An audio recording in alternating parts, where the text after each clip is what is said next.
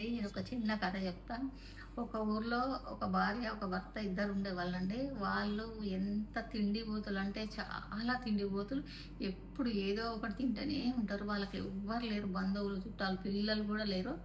వాళ్ళైతే అలా బాగా టైం టు టైం తినేవాళ్ళు.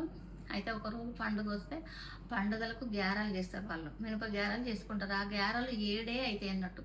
తిండి మీద వాళ్ళకి మక్కువ బాగా అన్నట్టు. 7 గారెలు అయితే ఏం చేస్తారంటే, ఆమె భార్య అంటది నేను చేసిన నాకు 4 కావాలంటే, భర్త అంటాడుగా నాకు 3 వద్దు నాకు కూడా 4 కావాలి, నేను సంపాదించుకొచ్చినని భర్త అంటాడు.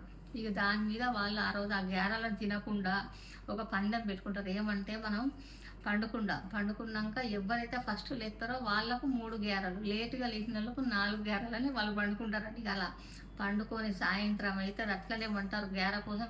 మళ్ళీ తెల్లారినా కూడా ఆ గ్యార కోసం వాళ్ళు లేవరండి. అయితే చుట్టుపక్కల వాళ్ళు చేసి ఏంది వీళ్ళు అసలు లేవట్లేదు, ఏమైందా వీళ్ళకి లోపలని వాళ్ళు తలుపులు కొట్టినా లేవరు, ఏం చేసినా లేకపోతే తలుపులు పలగొడతారండి. అంత చుట్టుపక్కల వాళ్ళు పలగొట్టినాక పలగొట్టి వాళ్ళ దగ్గరికి కూడా పోయి వాళ్ళని లేపుతా ఉంటారు. లేపినా కూడా వాళ్ళు లేవరు గ్యార కోసం.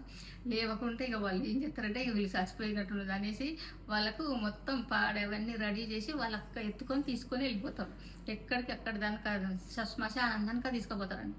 తీసుకుపోయినాక ఇక వాళ్ళు ఏం చేస్తారంటే ఇక అమ్మ కొంచెం కాలుస్తారేమోనని భయపడి లేస్తారు. భర్త లేచినాక ఎమ్మటే భార్య లేచి నాకు 4 గేరాలు అంటదండి.